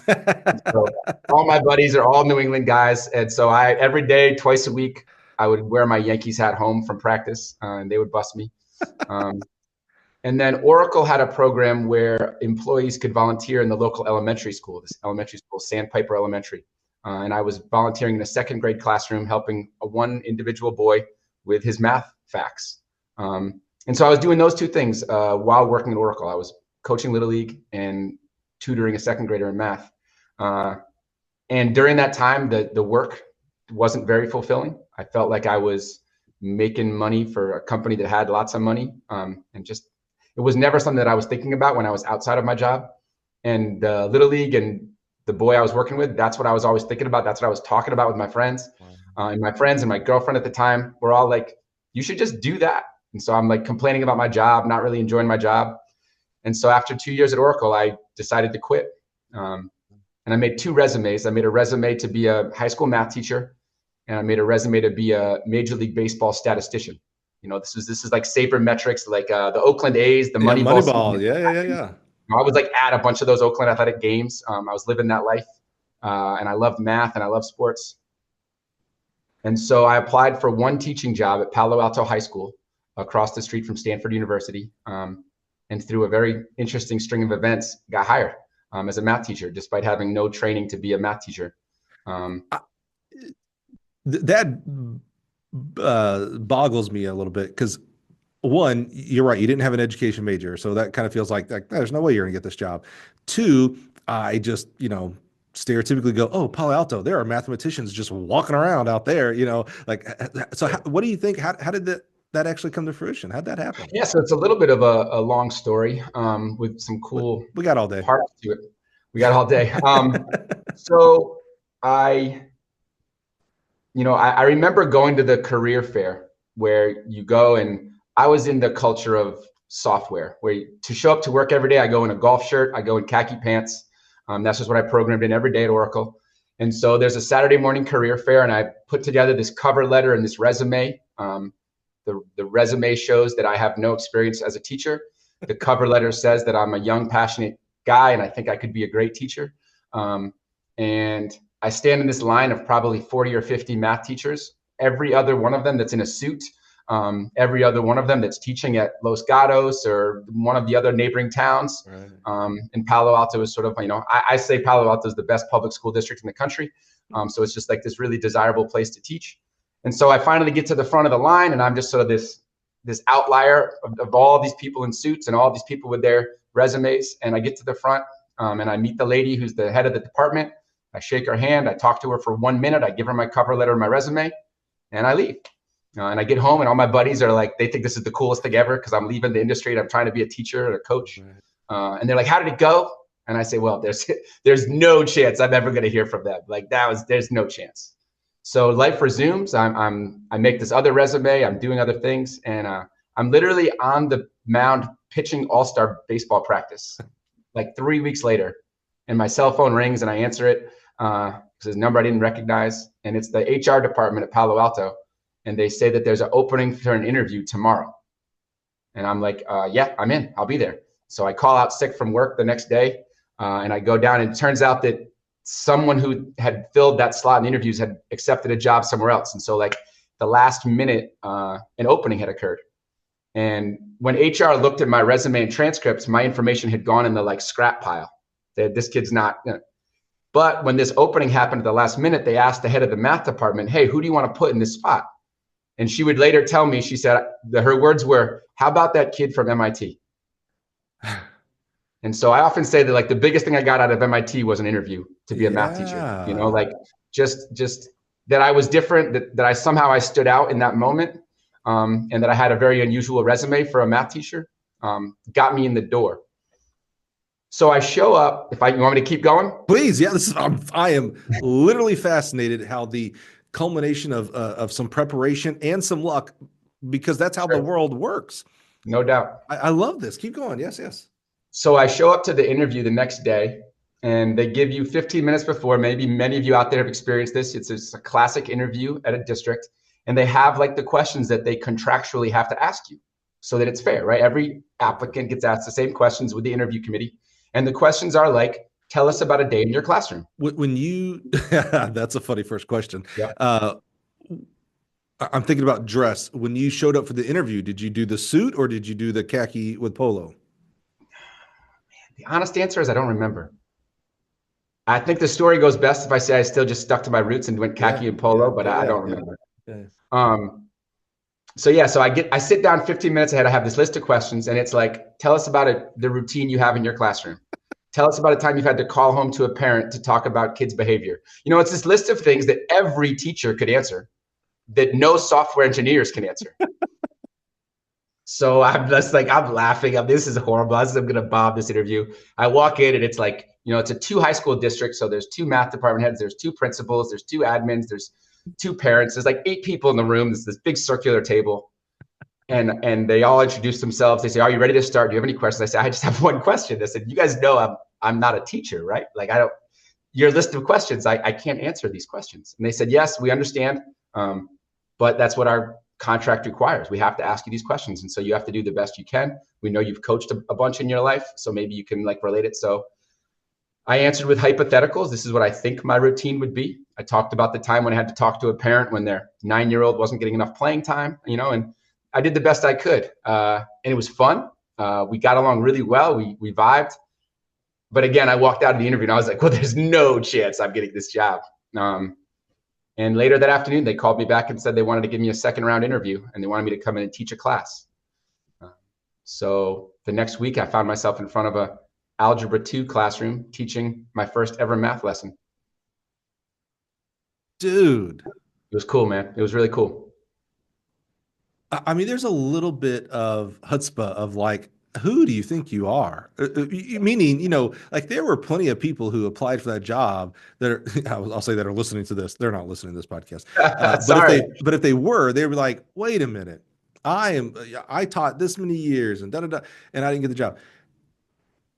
I I have to believe that as a coach, because I've seen this story told 100 times of a coach who is trying to convince a kid to try something new, to try something, to believe in something new. I say I have a lot of sayings, but one of my favorite sayings is the superpower of a coach is seeing something in someone else before they can see it in themselves. So you're constantly asking your kids, "Hey, you can be a good javelin thrower. Hey, you can be a good distance runner." And that kid's like, "Are you crazy, coach? I've never thrown a javelin. How could I ever?" Because you see it. Here you are kind of manifesting, if you will. I'm not a huge fan of that word, but you're seeing this like I can be a teacher. I know I don't have an experience. I don't know. I don't have the official education of it, but I have a passion for kids and helping them, and I think I could do a good job. And here you are getting that opportunity. What was that like that first day? Was it satisfaction of like, okay, I'm here. I feel like this is what I'm supposed to be doing, or just pure fear because you're staring at kids. We all know how that can be. They're just staring Yeah. right back at you. Yeah. I mean, it's such a cool, I enjoyed telling the story because it was so fun to live. And it's fun to relive it. There was no nerves. It just from the very first time, it made sense to me. And so they had me come in the day before and observe the classroom so I could sort of see what the culture was like. And then I came in and the teacher sort of did her going over homework and things. But then when it was time to teach the new lesson, infinite geometric series, if you're wondering what the topic was. I was And not, just so you're aware. I can't stand math. and I Yeah. had 20 minutes to just show them this concept that I thought was a pretty cool math concept. Uh, and I had their attention. I had them sort of interactive. I had them talking, and it finished, and it was a blur in my brain. And I remember the bell rung, and the kids left, and I sort of walked to the back of the room where there were all these people observing. And the head of the math department, she sort of gave me a look, and she was like, "That was really good." And I was like, "It was really fun. Like it was just really fun." And so it worked out. But yeah, it just fit from the very first day. Teaching made sense to me. I'm doing it for 21 years now. It's my 21st year teaching, and I Wow. still love it. After that first, when you went back to the observers and they were like, "Hey, that was pretty good," was there a little bit of an exhale of like you're still, I know you're coming off as a very cool cucumber here, Jeff, and I believe some of that because there's a little bit of stereotypical of like the analytical side of a computer programmer. There's very from the outside. I know enough to be dangerous. From the outside, there's very little emotion that goes into programming. However, I do know the emotion that is in programming, Sure, uh, sure. but there is a lot more analytical side than the emotional side, which coaching is more on the emotional side. So you're coming off as a very cool cucumber. I appreciate that. But you're doing something you've never done before. You've seen it, like you've been the student. Uh, there's again a little bit of the audacity of like, oh, like you kind of you're recognizing that by the way you're retelling the story of like, oh, I went to my buddies and like, yeah, guys, I ain't getting this job. Like I saw those other guys and gals. What was I even? Oh, this will be a fun story to tell in 20 years when I'm still programming or whatever, you know. So you're recognizing the, like I said, the what I call the audacity of it. So when you actually get through the first lesson and teach it, because again, you don't know if you're doing it right. You could have went back there and they were like, oh, hey, we appreciate this experiment. It's not gonna work, you know. But it was the opposite. It was success. Was there a little bit of an exhale of like, oh, okay, wait a minute. Like I just proved that I can do this. It's one thing to think you can do it and say you can do it. It's another to do it. Was there a little bit of like, Totally. yeah, Totally. I mean, the affirmation of doing something for the first time, and then someone saying, like, thinking that you did it well, but then someone saying like, hey, that was really good. Like, yeah, and it's something if I was honest, like it was something I had dreamed of doing. It was something I really was, I wanted to be a teacher at some point. It's something that I thought would fit for me. So then in that moment, right, it's either it didn't go well and, oh no, that thing you thought you might be good at, find something else. yeah. I also think coming out of the computer science industry, like, you know, a lot of my buddies were really passionate about software, about their jobs at Oracle and the work they were doing, the startups they were doing. And I just wasn't. Like, it wasn't the thing that made me click. And so there was an excitement that I had gone for a few years where I was doing something that clearly wasn't what I wanted to be doing. And so then it's like, can I find something that is what I want to be doing? And so I think when it went well, that first interview and I got the job, there was this just super excitement of like, this might be my thing. This might be what makes me tick in the same way that I'm seeing these other people having jobs that make them tick. So yeah, it was a really exciting time. So some people are listening right now and they're like, cool, I thought this was a track and field podcast. It's cool, you ran track, but now we're in teaching in math land and computer science and things like that. And, you know, Silicon Valley. So where does track get back on track here? Do you start coaching at that high school? Yeah. So as soon as I get the job, I email the athletic director and say, I just got hired as a math teacher. I'd love to coach. I played both sports in college. I'd be happy to coach baseball. I'd be happy to run or help, you know, coach cross country track. So the baseball program at Palo Alto was a superstar program. Fun fact, in the 4 years I was at Palo Alto, these three athletes were at Palo Alto High School. Are you ready? Jock Peterson of the Dodgers, center fielder, all-star. Jeremy Lin of Lin Sanity, if you remember the basketball player. Okay. And the wide receiver for the Packers, I forget his name. Come to me in a moment. But like you were three all-star players. You were taking a real. I thought you were going to say three baseball players, and I was like, Jeff, I don't like baseball. No, I have no clue who that first guy was. I do remember Lynn saying it because he went to Harvard. Yes, he went to Harvard, Jeremy Lin. Yeah. So anyways, Palo Alto Sports were in a great place. Sure. The running program needed an assistant. And so there was a longtime coach there. So the AD replied and said, yeah, we'd love to have an assistant. So I started out as the assistant cross country and track coach. My second year became the head cross country coach. And I was the distance coach throughout my track years there for my 4 years. And right away fell in love with that. You know, I was 25 years old. The kids I was coaching were 18. It was great. So what did you do as a coach? You're obviously a very bright guy. Bright people prepare. You know, they know what they don't. They don't know what they don't know, but they realize they don't know things. So it's one thing to, and again, knowing a little bit of your family history here. So maybe that plays into this. But it's one thing to be an athlete, no matter how caliber, whether you're the 12th man or whatever you said on your team at MIT, or you're the guy who just set the world record in the mile. It doesn't matter. It's one thing to be an athlete. It is a totally different thing. It is a different thing to be a coach. How did you attack coaching track and field versus, you know, as an athlete? Yes, sir. Yes, ma'am. I'll go do what you told me to do. How did you attack that? And what I mean from that is like on a educational level, was there coaching education involved? Did you reach out to peers? Most of your peers seem to be computer guys and gals, so I don't know that maybe they were good people to reach out to. How did you prepare yourself to be the best coach that you could be? Yeah, it's a great question. I think the first purchase was the Jack Daniels. Yeah, sure. The classic that for many distance coaches, their first couple of years, that's their Bible, where you sort of build your training plans from that. Yep. And so I still have the documents of those first couple of years at Palo Alto and the training plans, and they're just sort of cookie cutter Jack Daniels training. And the great thing about it was it worked. And obviously as you evolve, you train things differently. But I also, my third year at Palo Alto, I had a superstar kid who, as a freshman, ran 4:20 and 9:11 in the mile and 2 mile. Wow. And so I was asking Ambi for a lot of advice, my uncle and my dad, for like, hey, I have this crazy talent. Like, should I have him start running 50 miles a week? Like he's only running 20 miles a week. Like what's the path here? And Ambi was a really good sounding board for things that have stayed with me throughout my entire career of less is more. Like take your time. Like if these kids love this sport, then they can run for decades, and Ambi's a big lifelong runner. And so like, the worst thing you could do as a high school coach is have a kid graduate high school and not enjoy your sport, and not have room to keep growing. So that was sort of a very grounding philosophy for me, was like, let's learn the science and let's read the books and not do anything stupid with the training. But also, this doesn't end when you're 18. This doesn't end when you walk out of my school. I want you to love this for life. And so then that's just a lot of the stuff we talked about outside of the X's and O's of training.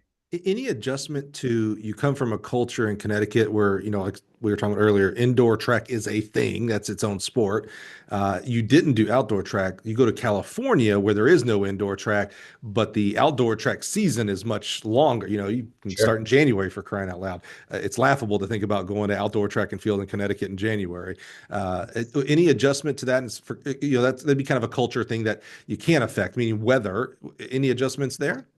Yeah, I mean, it was amazing, if I'm honest. You could in late January, you start outdoor track practice. Like my memory is like January 25th was the first day of outdoor track in California, and you have like a 20 to 24 week season through the state meet. So that, as a coach who wants to just train kids and get them faster and get them stronger, that's the dream. You don't have any competitions in February at all. You're just getting ready, and then first week of March, the dual meets pop up.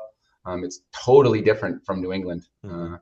But in terms of a training aspect, you could basically go 24 weeks of cross, 2 weeks off, 24 weeks of track, 2 weeks off, and you have this beautiful 52-week cycle. Oh, I didn't even think about that. Yeah, that's right. That's interesting. So you were there for 4 years?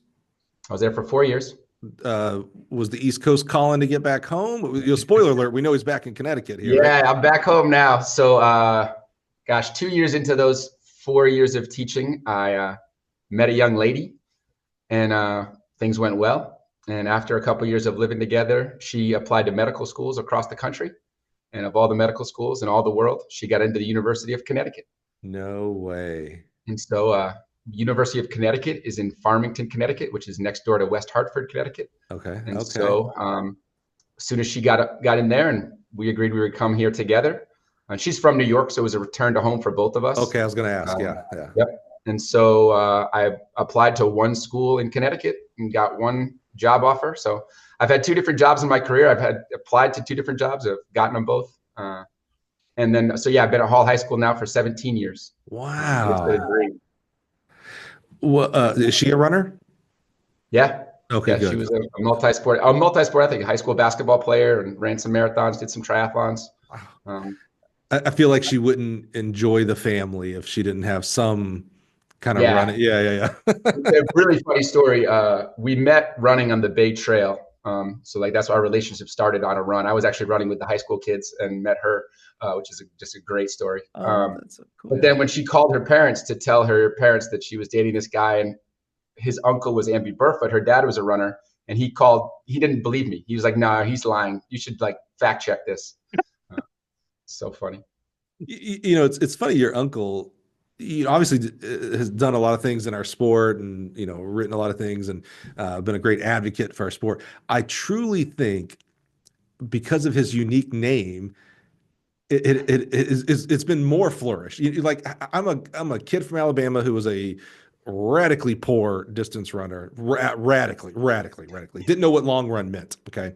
And I knew him by name from Runner's World and things like that. So I love that her dad was like, no, because he knew Amby by name. I was like, no, that's like saying he's the nephew of Jack Daniels, right? It's like, no, that's so funny.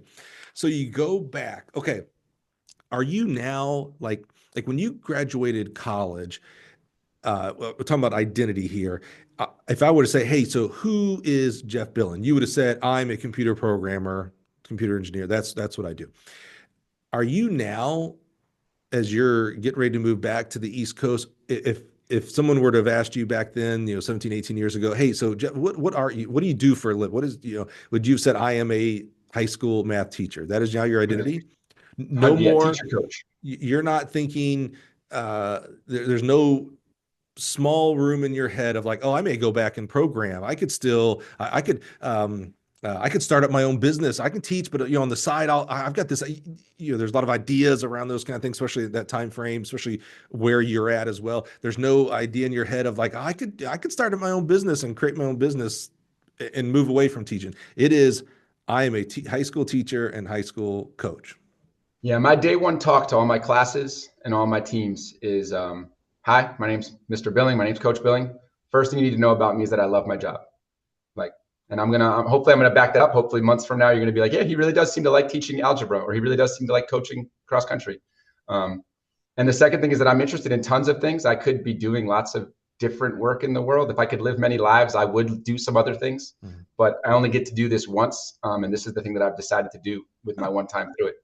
So yeah, there's no looking back. There's nothing else. I'm a teacher and a coach. I kind of same question, but dig down a layer into sports. You, you could have been identified as a baseball player who runs track or vice versa. You said baseball was your first love, so I would maybe have said you're a baseball player who also runs track. You did that through college at a high level, NCAA. That's amazing. You go to California, you're playing in softball league. You're still a ball player as well as a runner. Thank God, because that's how you met your wife. That's amazing. As you move back to the East Coast, is baseball out of your life? Meaning coaching. Like I'm sure you're still watching Red Sox games and stuff, but as far as like it stays very, very tight. So when I came back to Hall, again, I emailed the athletic director and said, hi, I just got a job. I played these two sports in college. What's open? I've still dreamed of coaching baseball, actually. And so I become the assistant cross country coach. I become the indoor track sprints coach with no sprinting background, but they needed a coach and I got paid for it. Yeah. And I become the JV baseball coach. And so I do that for 2 years. And after 2 years, the varsity coach leaves. And then for the next 7 years, I was actually our varsity baseball coach here at Hall. So what you did as an athlete, you're doing as a coach. You're coaching indoor track, but outdoor season comes, you hop over to the diamond. Yeah, so I've done my 17 years at Hall. I've done cross country the whole time. I was the assistant for 7 years, and I've been the head for 10. In the winter, I coached indoor track for 3 years as the sprints coach. I then left track and was the JV basketball coach for 4 years. And then I went back to track when my son was born. And now after a year as an assistant, I became the head coach. So I've been the head coach of indoor for the last 5 or 6 years. Baseball, or the spring, I did 2 years JV baseball, 7 years varsity baseball. And then again, when my son was born, I stepped down from that. Was just a volunteer assistant for outdoor track for a couple of years. And then about 5 years ago, became the head outdoor track coach. When we talk about high school track coaches, like when you ask a college coach, hey, what do you coach? Primarily, they're going to say, I'm a sprints or I'm a distance or I'm a throws. When you ask a high school track coach, invariably they'll say, I coach high school track, meaning, 1 year I may be coaching throws, 1 year I may be coaching distance. I've started asking that a little differently. I'm like, hey, what event do you love to coach the most? Like that's usually like, oh, the distance coach, the distance guy will say, oh, distance, but sometimes I have to coach jumpers, things like that. You're taking that to a whole different level in regards to sports, like not just events. Like, oh yeah, I did some indoor track. Oh, I coached basketball, by the way. I don't know where basketball came. I haven't heard you say basketball in this entire time we've been together, Jeff. You just kind of threw that in there. And baseball, like that's, by the way, and teaching math, that's a coaching, it's teaching, and vice versa. So that's really amazing. The Swiss Army knife ability of you to coach and teach young people. It's been really fun. Yeah. I've loved all of them. I would say I was a very mediocre basketball coach, but it was fun learning the sport. And yeah, being the head track coach, it's funny. I'm the head outdoor track coach. And as you mentioned earlier, I've never done outdoor track. Yeah. And so that's been fun. And since we have a phenomenal distance coach who was he's qualified for the marathon trials a couple of times. He's ran Division I superstar. So he coaches the distance runners. So for the last 4 years, I've just coached whatever needed to be coached, whatever we couldn't hire. So This year I'm coaching the sprinters and the hurdlers. Last year I was coaching the jumpers. Before that, for a few years, I coached the pole vaulters. And mind you, I know nothing about any of these events. And I tell that to the kids the first day. And I also tell them that we're going to crush it and be awesome. But so, yeah, it's just super fun. I think as a teacher, it's fun to teach new courses. I have a few new courses I'm going to be teaching next year that I'm excited about. And as a coach, it's fun to coach new things. It's fun to have new challenges. So I think it's the way you can stay in this job and like keep having new interests and keep having it be a new experience. So how do you do that as a high school coach? I'm always very impressed when I see, like, for USATF level twos, like you go and you're in the sprints hurdles track, or you're in the jumps track, or the distance, or throws. And I'm always impressed when I meet someone, they're like, oh yeah, I got my level 2 in sprints and jumps and throws, or, it's like, wow, that's pretty cool, and you're not even a multi-coach. Like that's just impressive to me. So how do you, Jeff, personally, how do you do that? You're going to coach pole vault the next year for the first time because you couldn't find a pole vault coach, and you're like, yeah, bro, I know how to run. Yeah, that's it. I don't know what to do after that. How do you prepare for that? Because you want to, while you certainly want to give the kids a good experience, and you can do that without knowing the event inside and out for sure, but safety and performance, like you have to know some things here. How do you do that? How do you handle that? Very, very humbly. I think is like the most important thing for me is I'm very honest with the kids on the first day so 4 years ago, we lost our jumps coach. So we had nobody on staff who knew the pole vault. But you have to have a pole vault. You want to compete in meets, you got to have pole vaulters, right? So I had 3 freshmen who wanted to try pole vault. And the first day I said, I don't know anything. I've been watching YouTube videos for the last week. And we're going to, I think you hold it like this, and we're going to do this together. And 4 years later, not because I taught him anything, but 4 years later, we had state champion and almost set the state record. A 15.5 pole vaulter was one of those 3 freshmen. And what I tell them is, like, I've never coached something and not been successful at it. So, like, we're going to be successful, but we're going to be successful because you guys fall in love with this sport, not because I teach you how to do it at a high level. Like, that's just not going to happen. So, like, if you're just going to listen to me and hope that I'm going to teach you how to do everything, then we won't be successful. But I'll help you create a structure. And if you guys are willing to do this with me, we can watch videos together. And this kid fell in love with it and ended up going to private coaches and getting a really high level of coaching. But I'm, like I said, I'm very humble. I have no problem if I'm coaching a kid and I don't have the expertise, if that kid works with a private coach, because, go learn from the best. Why not? And bring stuff back and tell me. And so the last 2 years, his junior and senior year, he was helping me write the training for our pole vaulters with the advice from the people he had worked with. And so it's the same thing now with the sprinters and the hurdlers. It's like, I can't jump over a hurdle. I can't run the 100 meters fast. So, but it's a little easier to write that kind of training, but same thing, like, let's do this together. You guys want to be great at this? Go watch videos on how to do a block start. Go watch videos on there's so much out there now. Follow all these top athletes on Instagram. I've sent my sprints group a bunch of videos from Noah Lyles, because he's putting out really cool content that shows how he does block starts, the drills that he does.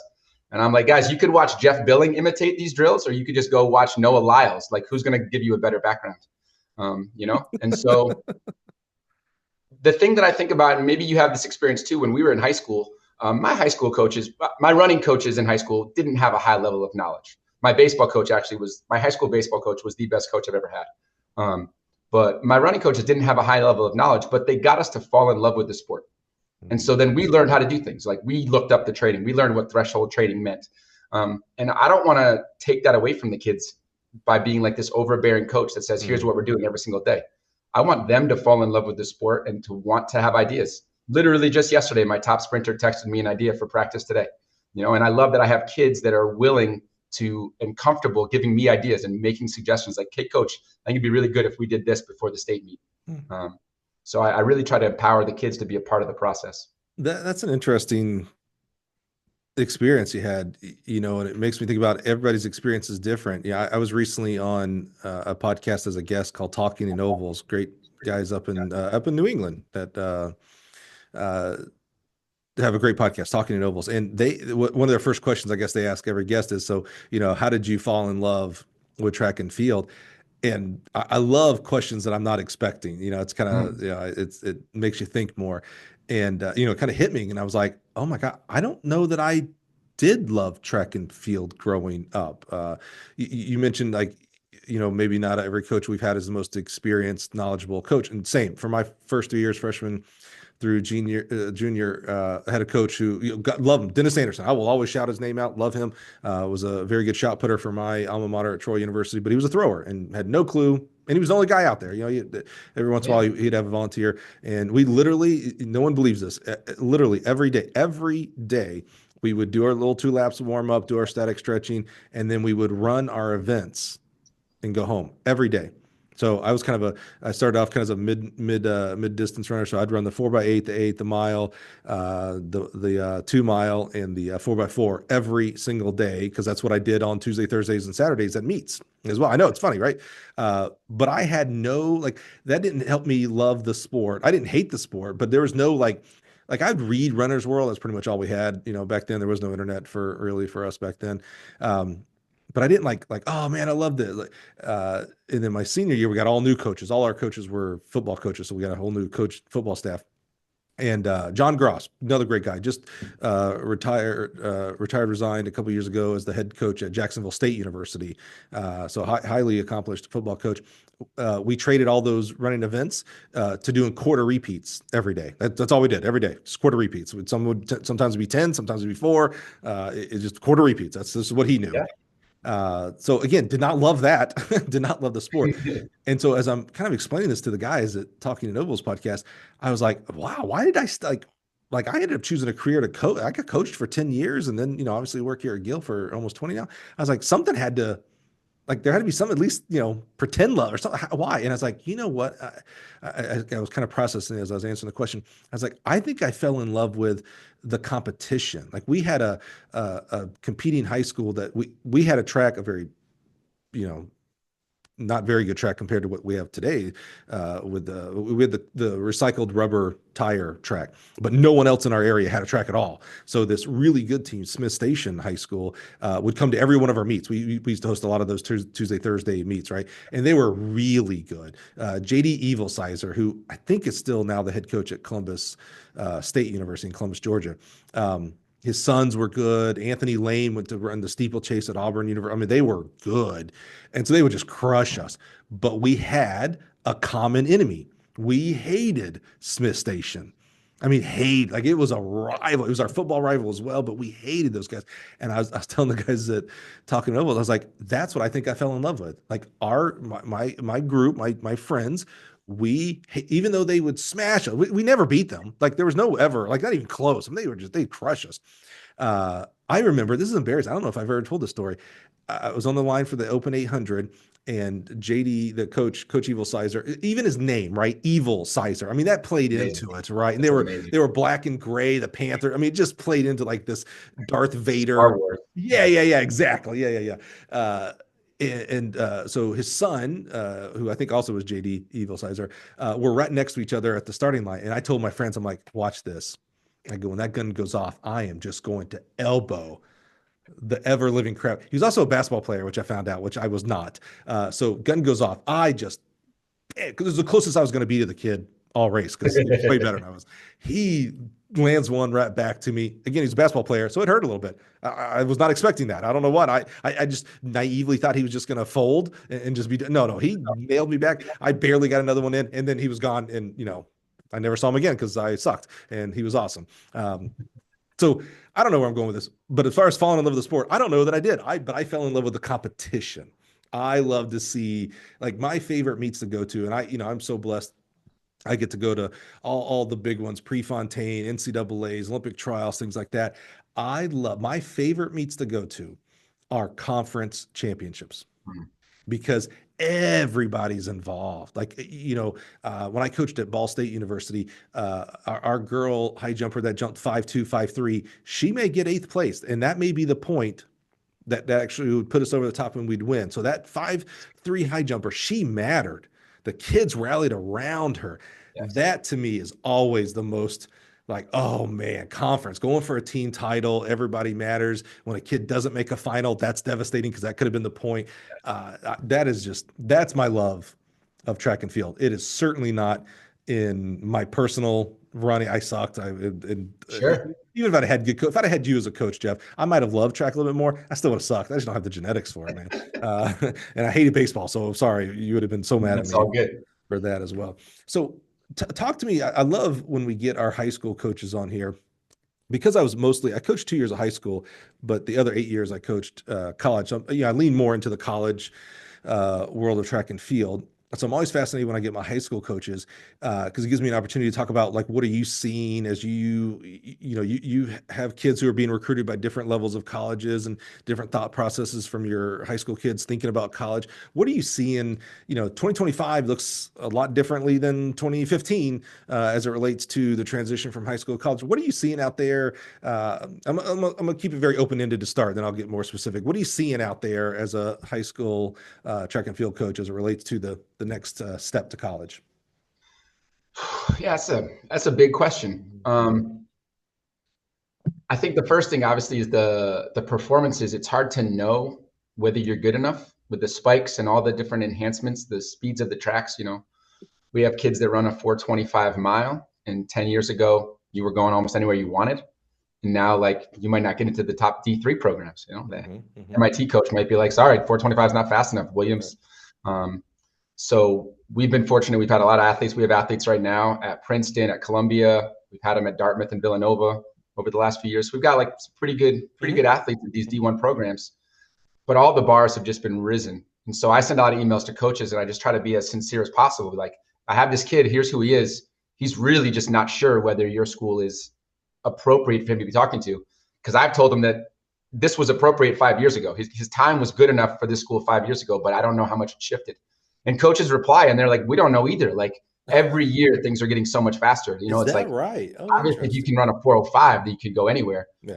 Actually, that's not even true. If you run a 405, you don't go anywhere anymore. You can go to a lot more places, right? Not everywhere. Right. Yeah. But in terms of, like, we have a lot of NESCAC Ivy Leagues in the Northeast. Those are like sort of our wheelhouse for recruiting.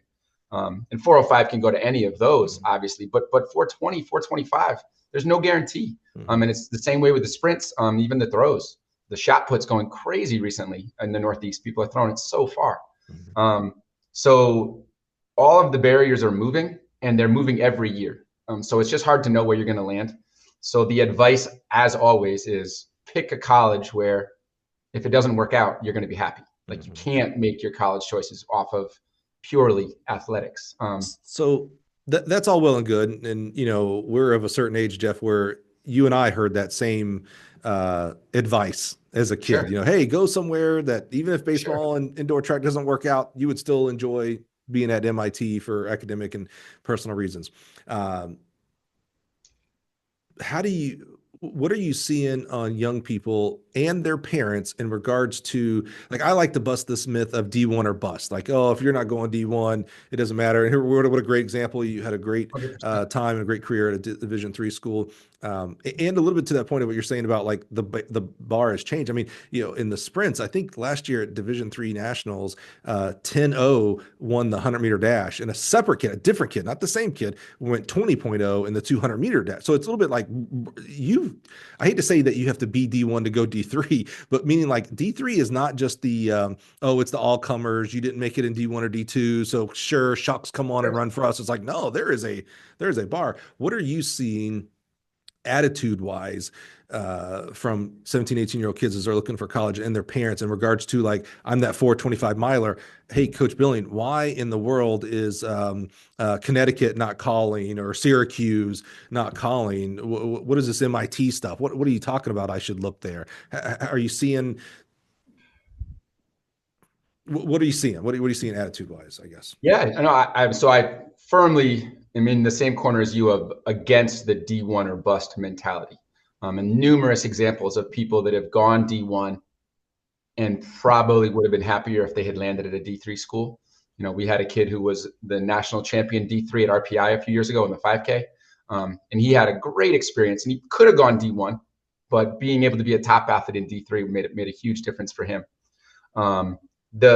The parent piece is always complicated and hugely varying.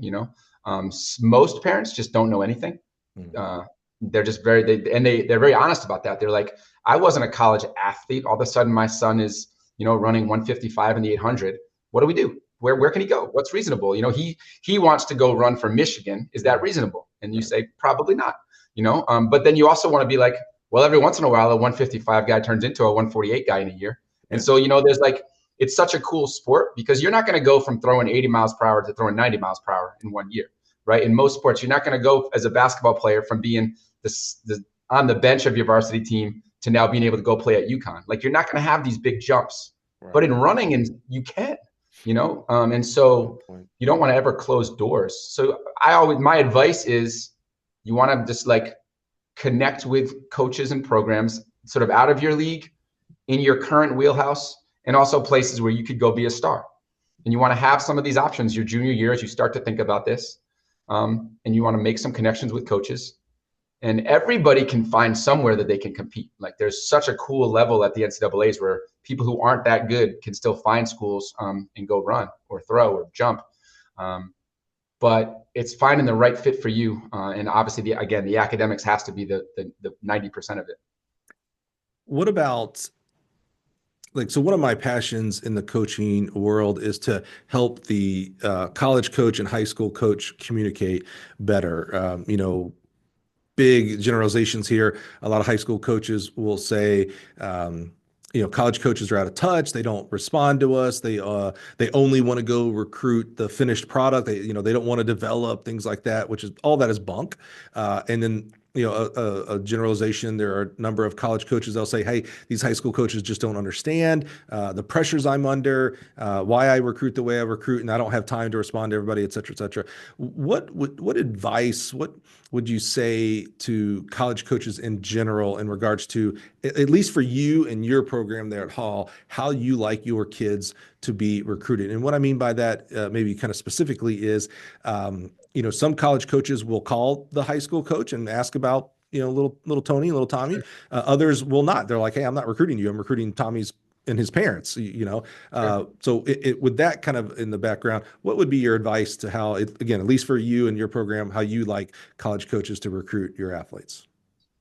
I think you have to be careful giving advice when you've never done something. So I think you made the point that, I don't know what it's like to be a college coach. I don't know their myriad responsibilities and the considerations they have to make. And so you have to be very careful. All I could sort of do is think about how I would do it if I was in that position. Mm-hmm. So, and then maybe this is useful, and maybe a college coach hearing this would be like, that's stupid. You've never been here. You don't understand. Mm-hmm. But like, one thing that I always feel is a lost opportunity. High school coaches fall in love with their kids and get to know their kids at a really, really intimate level, especially the top kids who are going to go and compete in college. Mm-hmm. And to not tap that resource at all doesn't make sense to me. And so in some way, while I know that a college coach can't have a conversation with every kid they're recruiting, the coach of every kid they're recruiting, once a kid is coming to your school, either having a conversation or even just giving me a chance to fill out a form that answers go into a database somewhere of like, here's some experiences, here's some highs and some lows, here's some things we tried that didn't work, something that the college coach would then maybe have the chance to go to and learn about what was this kid's career like in high school. I think there's no downside to that. If you give the high school coaches some way of taking all of the 4 years of knowledge they have about these kids, and in our sport, it's often 8 or 12 seasons of relationship, to just throw that all away and to say, no, I have my system. I don't want to know anything about that. Seems like a lost opportunity. So that would be like the one thing that if I became a college coach, I would give every high school coach a chance to put some information somewhere that I would be able to go to if I ever wanted to find it. That makes a lot of sense, because when high school coaches talk about, I cannot believe a college coach would recruit an athlete without checking, and they say a lot of things you just said to the guy or gal who has been with them for 8 to 10 to 12 seasons, especially if they're being recruited. Like maybe there was, I don't want to say extra attention, but there's more maybe conversations about training and goals and things like that. Like, how could you never do that? And I'm a little bit like, I kind of raised my hand a little bit, like I never called the high school coach. I didn't, not that I didn't care about that person. It was just like, man, I need, it starts with a stat, and I will argue. I don't say argue till I'm blue in the face. When a college coach tells me like, oh no, while stats are part of it, there are other things that I look for first. I'm like, it can't be true. Like, there's no way you go get a recruiting list and say, hey, cover up all the stats, just show me their GPAs. That's not true. It has to correlate. Grades are a part of it. I know that. But you're not going to recruit an 8-minute miler because they have a 4.0 GPA. There's nothing that 8-minute miler, and I'm talking boys and girls here, is going to tell you that would make you recruit them if you're a Division I coach. I don't care. I don't care what who their parents were. I don't care if their parents were Olympians. I don't care if they have a 4.0. I don't care if they want to major in whatever great major, their legacy that, their parents went to your school. It doesn't matter. It doesn't. So it does start with a stat. So because of that, now I need to talk about cultural fit. Like, will this person actually fit into my team and things like that? Well, the high school coach, this was my thinking 20 years ago.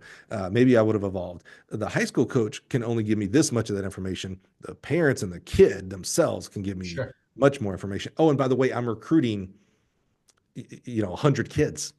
Sure. So 100 more coaches. And if we talk about, club coaches, 200, I can't, but I love, and I don't think I did this. Shame on me. Maybe I'm just going to chalk it up bad memory. Maybe I did do this and I just don't remember. I love this. Like, okay, I signed Lamar, so I'm going to talk to his coach now as I prepare for Lamar to come in the freshman fall semester. Hey, Jeff, tell me about training. Tell me about what did he like or not like? What did he rebel a little bit? Like when you said go do a 10-mile long run, did you catch him doing 8 miles? Like, these are the kind of things that I need to know. Sure. Or the opposite is true, by the way, too. Did you tell Lamar to go do a 10-mile run and he did a 12? Like, I need to know that as well. I need to be on the lookout for that kind of stuff. So that's a fascinating piece of advice that I think is very applicable to our college coaches that are. Yeah, we've been sending 5 to 10 kids a year now for a bunch of years, and a couple coaches have had really cool conversations with a couple coaches where I was able to give them information that I thought would be valuable to them, and most of them don't connect in any way, shape, or form, which is fine. Like, again, I'm not saying that as if like I'm mad about it, but the reason I can give the suggestions because a few coaches have done it. And I thought it was really cool. One of them was Marcus O'Sullivan of Villanova. Oh, yeah. We had a mid-D guy go to them, and Marcus was just, even while the kid was at Villanova, stayed in touch with me a couple of times, wanted to know some things. And I was pretty impressed that a guy at that level coaching people, the level he's at, was not in any way too cool to contact the high school coach, and get any information he could to help his kid get better. And I think some of it is, when you say too cool, what you're really saying is ego, the bad ego. Certainly there's some percentage of the college coaches out there that say, hey, Jeff, I don't care. I'm going to do ABC in my system, and the kid can either fit in or, hey, there's this transfer portal, that kid can leave, but I do think and so on the other side of it is the coaches like a Marcus O'Sullivan who do call and things like that. The vast majority, I think, don't, because there's so much to do. Right. There's so much time. I mean, 100%. Maybe a college coach in that situation would reverse it and say, well, Jeff, how come you didn't call every college coach to help get this kid recruit? And it's like, well, I can't call every college. What are you talking about? I have to whittle down to what they're interested in, and maybe I know, and things like that. So it's just interesting to me. I just think there's a better world out there where our high school and college coaches can, two things: communicate better. And that doesn't mean I advocate that you must call the high school coach. If that works for you, it should. But also have grace and empathy. Like, so a high school coach, again, big generalization here, would say, our college coaches aren't, they're just cutting us out of the recruiting process. A college coach, again, big generalization here, would say, hey, Jeff, what do you mean you don't know how to coach pole vault? There's so many clinics, and you talked about YouTube. You could call a local, like, what in the world? How come you don't study more of your craft? That's just, and the college coach is, what they're doing is they're forgetting, oh, wait a minute. Jeff's got a family. Jeff's a parent. Jeff has his own passions and charities and things like that. Jeff has a full-time job. He teaches 8 hours a day, things like that. It's like, Jeff is not just coaching track and field. He's not a college coach where, okay, that's the quote unquote only thing you do. And I know there's plenty of college coaches who also are groundskeepers and things like that. Yeah. But that's where I think, like, oh, if we had more grace for each other, it's like, oh, you know why Jeff doesn't do this type of training? Where would he even fit that in? That's not going to fit 99% of his kids. So I get why Jeff might not do that. And by the way, college coach, why don't you call me up and talk to me every week about the kid and what we did that week? Well, I get it, man. You also have a family and passions and charities and other job duties that you have to do. So I just think if we had more grace with each other, and I think that starts with conversations like this, where a college coach listens to you, Jeff, and says, "Oh, I get it. Like this dude's coaching math for crying out loud." You also said you're starting to teach some other classes. Like, oh, I get why he isn't the expert at shot put and pole vault and distance and long jump. That makes a lot of sense. I think those are great. I think those are great. Jeff, what else as we start wrapping up? What else? You strike me as a guy. If I were gonna like pinpoint you down to one word, I may say the word curious. So, what else do you do? What other activities are you involved in regards to? I don't know how strong the Connecticut Track Coaches Association, if there is, and clinics and speaking. Do you do anything like that? I'm a part of a high school running camp in Vermont over the summer called Northeast Kingdom Running Camp. Beautiful northern Vermont, just like a half hour from Canada. That a couple of buddies of mine own and run, and about 50 of my kids go up to every summer. I speak there and coach there, and I love it. I take my family up now, my wife, my two kids, my two dogs. We get an Airbnb and stay down the street from the college. So that's a fun experience. I'm on the cross country committee for our state. I'm trying to get on the track committees for our state to try to improve some of the athlete experiences of our state meets. I think, I don't really have much of a problem with college coaches, but I think administrators of state championships and we have some beef. There it is. So trying to, I don't know. I feel like so many things at the high school level are stuck a decade or two in the past. And there's so much cool stuff we can do at cross country races, at track races with live results and live splits and all these different things, just playing music and making it a fun. You go to some invitationals and it's just like, wow, that is such a fun experience. And that a lot of these things haven't moved, especially the championship meets haven't moved away from this old model to the clearly successful new models. So I'm trying to be on the forefront of that. And then just working with my team, just continuing to try to get the kids to love it. We can be accused fairly as a whole for our sport of being a little too traditional. I would agree with that 100%. And something that you remarked about when we first, literally when the Zoom came live, is this right over my left shoulder here, the electronic starting device. Let me tell you how many conversations I've had that, traditionalist of, it will be a pistol no matter what. And I'm like, they don't even do a pistol in the Olympics, buddy. So let me tell you what's going to happen in college and track and field, whether it's in 2025 or 2035, it's going to happen. So to your point, I agree wholeheartedly. We can be a little too traditional with some of our activities. Jeff, my man, thank you so much. The most valuable thing that you can ever give me is your time. And, I know you have a day off, and that doesn't mean you have time for me. That means I'm taking away from time from your family and your activities. And, being a math teacher, I assume you just have to grade like 24/7. My wife did geometry 2 semesters ago and algebra last semester. And oh my God.